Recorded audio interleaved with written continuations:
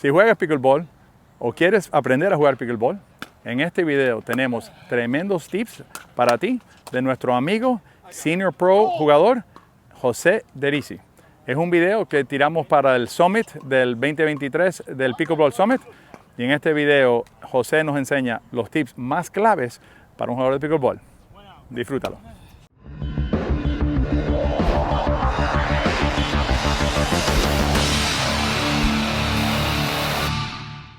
Tengo el gran placer hoy de estar con mi buen amigo y Pickleball Senior Pro Player José Derisi en el Pickleball Summit. Este es un video súper especial porque sabemos que no hay suficientes videos para tips en Pickleball en español. Entonces le pedí a mi amigo José que nos ayudara un poco hoy, habláramos un poco del Pickleball y José ha sido tan amable para hacerlo. José, felicidades ayer por tu medalla de bronce en el US Open y welcome, bienvenido al Pickleball Summit. Bueno, Tony, muchas gracias. Siempre un gusto hablar con vos. Nos conocemos ya hace muchos años. Gran amigo del pickleball. Te veo en muchísimos eventos. Lo que vos y CJ hacen online es fascinante. Yo los sigo. Tienen tips fantásticos para los jugadores de todo nivel. Así que para mí es un orgullo estar acá en cámara, en cosas que yo miro siempre de ustedes. Perfecto, ahora vamos a presentarle varios tips de José Derisi. José, sabemos que hay muchos jugadores en el mundo que están viendo el pickleball ahora y dicen, wow, qué deporte interesante. Vamos a hablar un poquito de las diferencias entre el pickleball y un deporte que es más conocido en este momento, el tenis. Vamos a hablar un poquito de la cancha y la diferencia entre el pickleball y el tenis. Fantástico. Bueno, una de las diferencias fundamentales, si nos paramos en la cancha, es esta línea de acá, que no es la línea en el tenis donde tiene que entrar el saque. Correcto. O el servicio, sino que esto se llama el non-volley zone. Básicamente, esta área transforma el juego de una manera increíble y lo hace único. Básicamente en esta área nosotros no podemos volear, es decir, pegar la pelota en el aire estando adentro. Entonces, si la pelota no pica, yo tengo que tener mis pies afuera. Una violación sería, por ejemplo, si estás adentro así y voleas la pelota, es ilegal y eso es lo que permite un espacio como un espacio seguro, un safe zone, por decirlo así, donde puedes botar la pelota sin que vayan a la malla y peguen de aquí. Correcto. ¿Cómo sería en el tenis, digamos, Claro. para hacer una diferencia? En el tenis los jugadores están parados acá, Sí. porque pueden hacer esto todo el tiempo. Eso es una violación acá, entonces por eso están parados acá. Esas son las reglas. Ahora, eso transforma el juego. Sí. Entonces eso genera una serie de jugadas y de shots que no existen en el tenis porque no existe el non-volley zone. Yo cuando hablo a algunos de mis estudiantes les digo, estos shots existen porque existe el non-volley zone. Exacto. Tenemos que tener el non-volley zone como un amigo.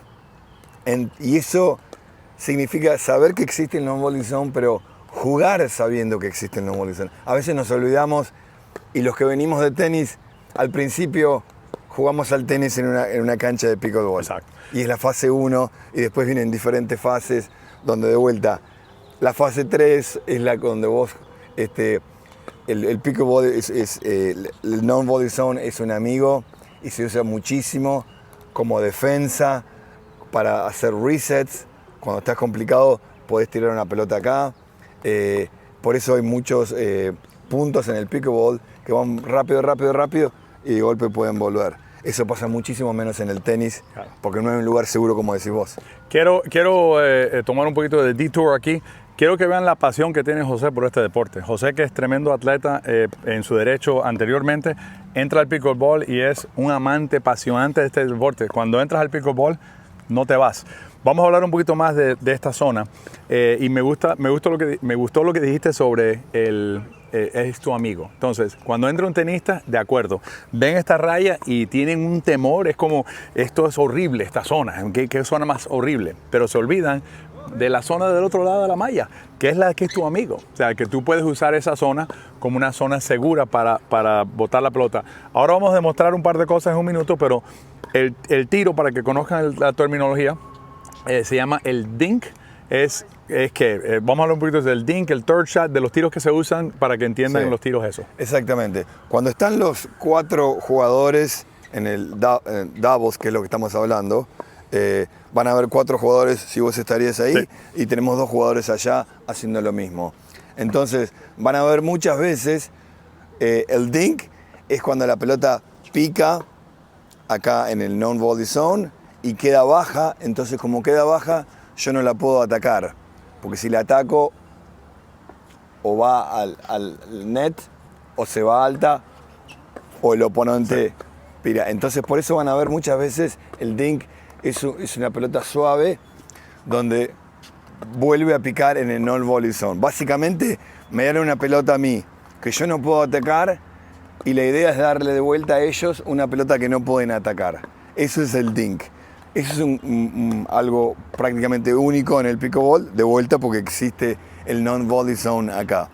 Y para hablar un segundo básicamente sobre la mecánica de eso, sobre todo que venimos hablando de tenis, una cosa fundamental y una diferencia es que no hay un backswing en el pickleball, o no deberíamos tenerlo, sino que es todo sin backswing y hacemos un follow through para tener un poco más de sensibilidad y touch en la paleta, y entonces hacemos así. Empezamos acá adelante, el contact point siempre adelante nuestro, y hacemos un follow through, y de vuelta quedamos acá en ready position para esperar el próximo dink, o si nos atacan, poder hacer una buena defensa.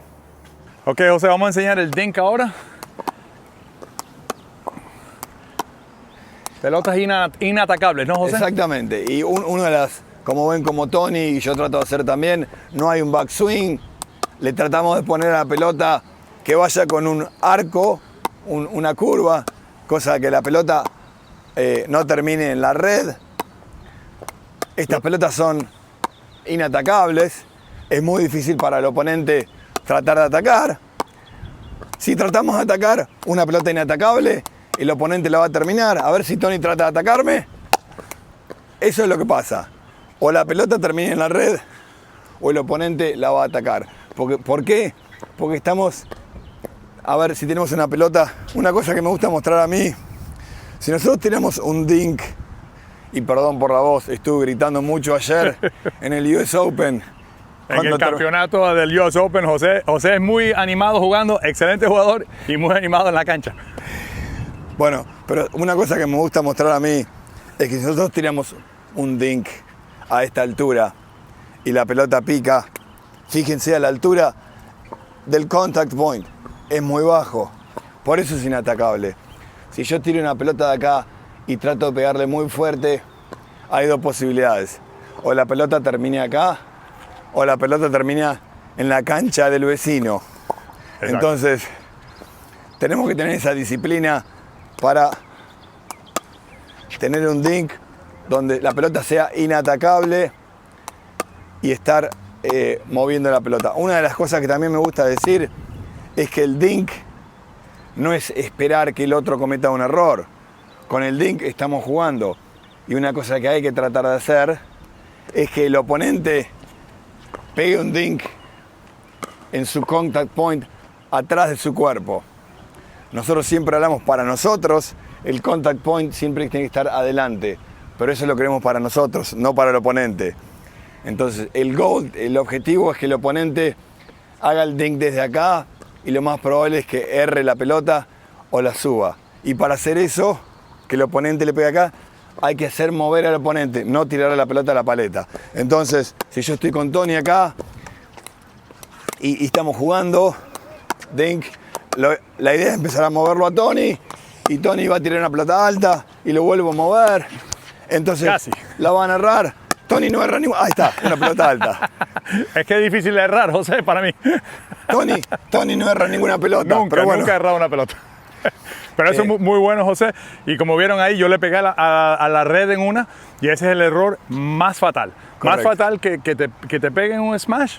No es óptimo, pero mucho mejor que la pelota termine en la red. Exactamente, muy bueno.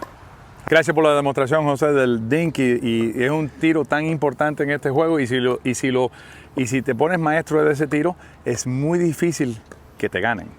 con ese tiro. Vamos a hablar entonces del third shot, que es otro tiro que es específico al pickleball y cómo se relaciona al dink. Fantástico. Y me gustaría decir la otra cara de esa moneda que vos dijiste, porque me gustó. Es muy difícil que te ganen si tenés un buen dink. La contracara de eso es que si no tenés un buen dink, es muy fácil que te ganen. Cierto, 100%. Así que esos jugadores que van y solamente le quieren pegar fuerte a la pelota, si ustedes juegan contra uno de esos jugadores y se ponen nerviosos o impacientes acá, tienen todos dinks que se van a poner impacientes y le van a ganar a esos jugadores. Sí. Bueno, ahora hablando del third shot, es básicamente lo que hablamos del dink, pero desde acá, desde el baseline. Entonces, las mecánicas es básicamente lo mismo. El objetivo hay dos tipos de third shot. Podemos hacer un drive, pegarle fuerte a la pelota. Eso es muy parecido al drive del tenis. Por ahí no tenemos que hacer un backswing demasiado largo. Por ahí empezando de acá es suficiente para minimizar la cantidad de errores. Pero en el drop es un dink desde acá. Entonces de vuelta empezamos contact point adelante nuestro, no backswing, y le pegamos, es un dink desde acá. En este caso es un dink más difícil porque estamos más lejos de nuestro objetivo, que es que la pelota, digamos, pique en los pies del oponente. Y una cosa que me gusta cuando hablo con mis estudiantes sobre esto es que la pelota tenga una curva importante, cosa de que no erremos muchas pelotas en la red. Una estadística que me gusta mucho, que yo siempre la menciono en estos third shot drops, cuando analizan los profesionales, solo el 3% de las pelotas termina en la malla. Si tomamos el otro 97%, la mitad, solo la mitad, pica en el no volley zone. La otra mitad, el oponente la puede tomar en el aire. La conclusión de eso es que los pros, digamos, erran largo o profundo, no en la red. Y eso es algo que quitar la red de tu juego es dramáticamente cambia cómo juegas el pickleball. José, para practicar el third shot, ¿tú recomiendas empezar de adelante con el dink y después un pasito hasta que llegues atrás, hacer el third shot en vez de ir de ahí directo atrás? Sí, yo creo que sí. Se puede empezar, como decís vos, empezamos con un dink desde acá, hacemos dinks, después hacemos unos pasos y quedamos en esta zona inicial de transición, donde hacemos dinks un poco más altos. Yo diría que a medida que vamos yendo cada vez más cerca del baseline, la pelota debería tener más curva, cosa que la pelota, básicamente, esto es conceptual, es difícil, pero bueno, el apex de la pelota, el punto más alto de la pelota, debería estar de nuestro lado y la pelota empieza, o sea, la curva sería algo así. Viene, llega a su apex acá y empieza a bajar y pica más o menos en los pies o en la línea del non-volley zone. Entonces, a medida que vamos yendo para atrás, tenemos que poner una curva un poco más pronunciada y hacer un follow through un poco más largo. Entonces, cuando estamos acá, posiblemente un follow through un poco más largo y empujar la pelota, cosa que la pelota, como dijimos, no termine en la red. Siempre hacer jugar al oponente una pelota más. José, ahora que sabemos un poquito del third shot, vamos a demostrar el third shot drop. Si estás disfrutando estos tips, suscríbete al canal para más contenido como este. Dale.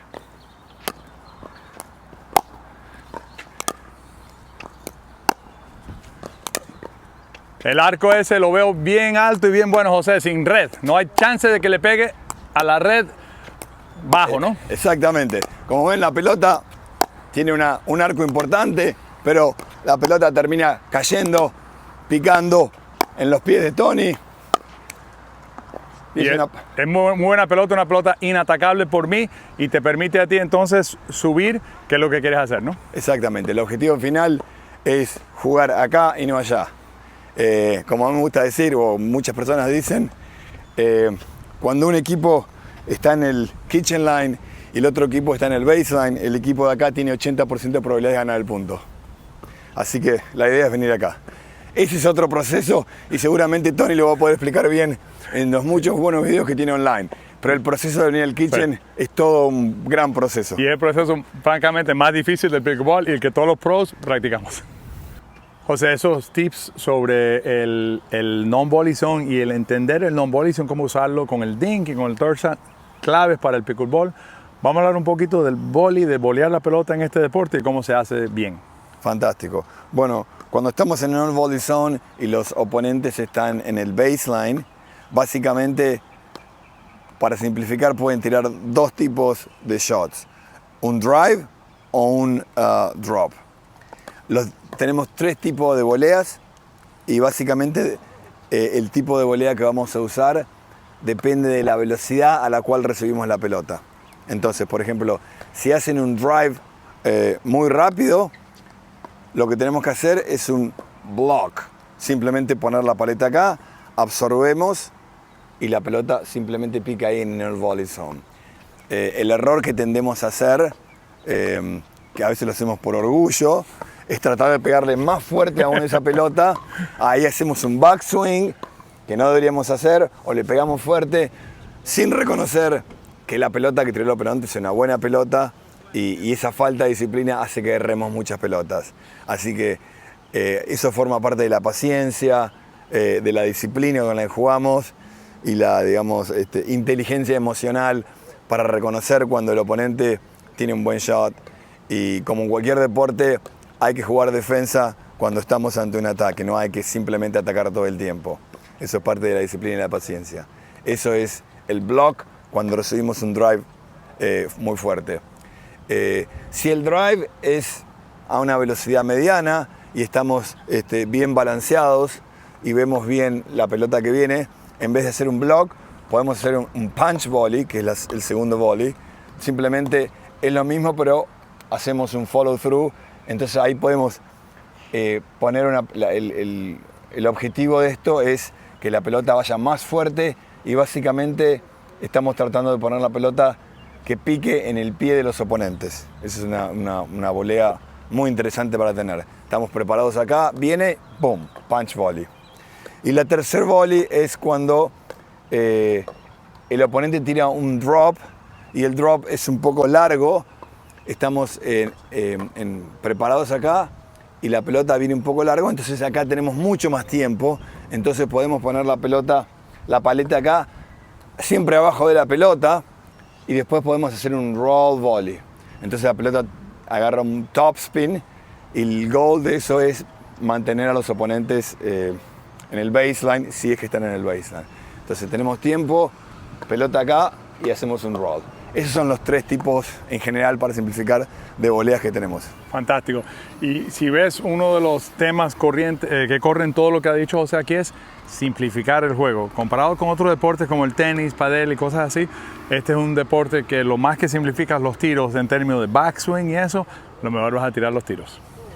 José, vamos entonces a demostrar la diferentes voleas. ¿Cuál quieres empezar? Bueno, empezamos que es el block, cuando recibes una pelota a una velocidad rápida. Entonces lo que hacemos es la bloqueamos. A ver. Ahí la bloqueamos. Simplemente la idea es respetar la pelota que viene rápido, la bloqueamos y la pelota queda ahí baja. Perfecto.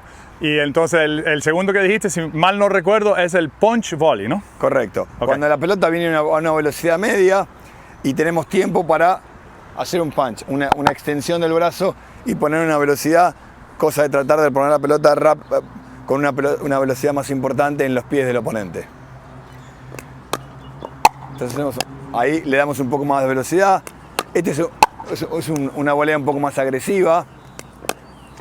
Es una volea agresiva. La primera, el block, es una volea defensiva. Esta es ofensiva. Esa es la diferencia. Perfecto. Tenemos tiempo, sí. Y vemos la pelota grande y podemos hacerlo. Y un detalle es que, si entiendo correctamente, es correcto siempre establecer el block primero, porque no sabes a qué velocidad viene, y te da tiempo entonces de hacer el punch si te viene suave la pelota. Correcto, porque a veces pensamos en una cosa, pero la pelota viene más rápido de lo que pensamos. Correcto. Siempre estamos preparados para el block y si tenemos tiempo, hacemos el punch. Perfecto. Y entonces el tercero era el roll volley que haces cuando la pelota viene un poquito donde la puedes Sí, rolear. cuando es un drop largo que lo podemos tomar desde el aire. José, tú sabes que yo casi nunca lo hago largo, pero voy a tratar. Tenés que tratar. Y ahí tratamos de ir de vuelta a los pies. Es un drop largo. Ese es el drop. Muy perfecto. Pelota acá abajo y hacemos el swing volley. José, esos tips son fantásticos para todos los que están empezando en el pickleball o están jugando ya todavía. Profesionalmente, esos tips son perfectos. José, hay muchos jugadores allá que quieren conocer más a José Derisi o hasta tal vez verte en cancha. ¿Cómo pueden comunicarse con José Derisi? Bueno, pueden hacer en social media, Facebook, Instagram o directamente a mi email me pueden escribir para hacer. Nosotros hago corporate events con diferentes compañías, podemos hacer clases grupales, camps, muchísimas cosas. Mi email va a estar también, vamos a postearlo abajo, así que me pueden contactar también por email. Y les puedo decir una cosa, si aprenden de José Derisi, vamos al tremendo pickleball y algún día, José, lo encontramos en el US Open. Dale. Gracias, José, por estar en el Summit este año y buena suerte mañana con el Mixed Doubles. Gracias por tenerme acá, Tony.